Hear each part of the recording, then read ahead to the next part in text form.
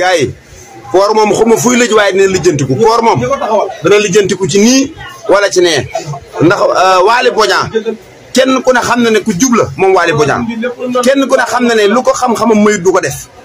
yar ak teggin nag lay doxee moo tax ñu bari xamuñu ko ci réew mi mais jàpp leen na yéen sénégalais yi Waly Bodian nit ku jub la ku bëri xam-xam ku bëri ay valeur la kii ñu jox port bu Dakar te xam ngeen ne port dafa bëri ay tappalekat da ngay ñëw rek am fa accès daal ne man transitaire laa di yàqal ña fay liggéey te loolu du yoon te xam ngeen ne loolu directeur port bu bees bi ay tappale dootu ko doublé di wax na directeur port na nga xool saltekat yi nekk ci port bi da ngay indi sa oto ñu sàcc bagage ya Modou Modou day indi wëlisam ñu ubbi ko jël téléphone ya Modou Modou day indi ab machine ñu ubbi ko wekki pièces yu baax ya oto ñëw ñu wekki pièces yu baax ya lépp am na ci port bi kon nag yow buñ la yóbboo foofee sànni nañ battu ca ndaala